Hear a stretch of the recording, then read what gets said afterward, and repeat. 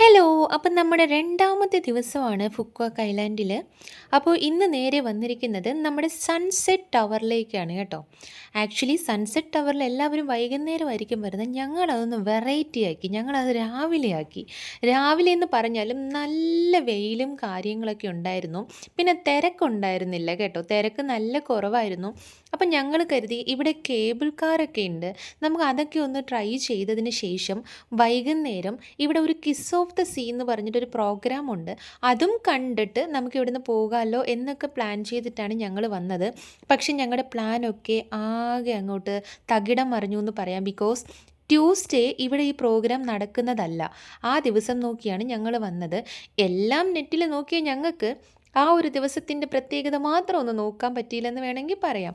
അപ്പോൾ എന്തായാലും വന്ന കാര്യമൊന്നും നടക്കാത്തത് കൊണ്ട് ഇവിടെ നമ്മുടെ സ്റ്റാർബക്സിൽ നിന്ന് അത്യാവശ്യം വേണ്ടതൊക്കെ വാങ്ങിച്ച് കഴിച്ചു.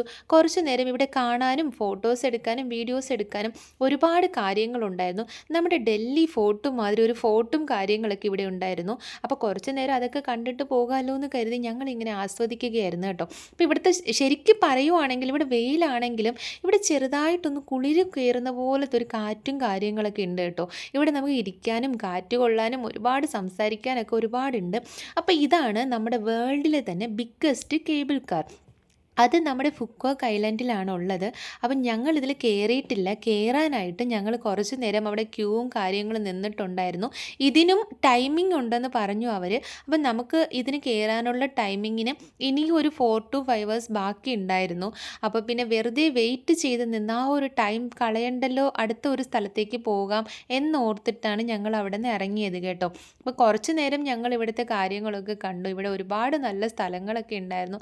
ശരിക്കും ഇവിടെ കാണാൻ നമുക്ക് ഏറ്റവും ഭംഗി എന്താണെന്ന് വെച്ചാൽ ഇവിടുത്തെ ബിൽഡിങ്ങുകളാണ്. പിന്നെ ആ നേരെ കാണുന്നത് എന്താണെന്ന് വെച്ചാൽ കിസ് ബ്രിഡ്ജ് ആണ് കേട്ടോ. അതിൻ്റെ വിശേഷങ്ങളൊക്കെ ഞാൻ ഡീറ്റെയിൽ ആയിട്ട് വേറൊരു വീഡിയോസിലിടാം. നേരെ തന്നെ ഞങ്ങൾ അവിടെ നിന്ന് സാവോ ബീച്ചിലേക്ക് വന്നു. ഈ ബീച്ചിൻ്റെ പേര് സാവോ ബീച്ച് എന്നാണ്. ഇവിടെ വന്ന് നല്ല വിശപ്പും കാര്യങ്ങളൊക്കെ ഉണ്ടായിരുന്നു. അപ്പോൾ എന്തെങ്കിലും കഴിച്ചിട്ട് തുടങ്ങാമല്ലോ എന്ന് ഓർത്തിട്ടിരുന്നു. കുറച്ച് നേരം ഞങ്ങൾ ഫുഡൊക്കെ വാങ്ങിച്ച് കഴിച്ചു.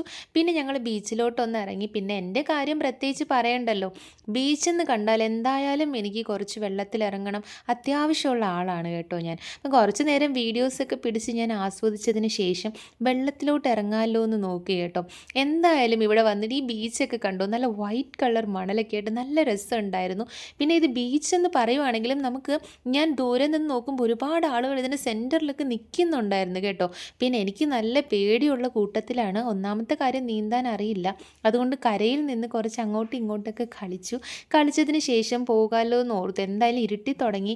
അപ്പോൾ നേരത്തെ അങ്ങോട്ട് പോകാം. കാരണം ഈ ബീച്ചിനകത്തോട്ട് ഇറങ്ങിയ വഴി കുറച്ച് ഇടയിലോട്ടുള്ളൊരു വഴിയാണ്. നമ്മൾ മെയിൻ റോഡിൽ നിന്ന് സാവോ ബീച്ചിൻ്റെ ലൊക്കേഷൻ ഇവിടെ വരുന്നവർ നോക്കിയാൽ കാണാൻ പറ്റും. അപ്പോൾ ഇരുട്ടി തുടങ്ങിയ സ്ഥിതിക്ക് ഞങ്ങൾ തിരിച്ചു പോവുകയാണ്.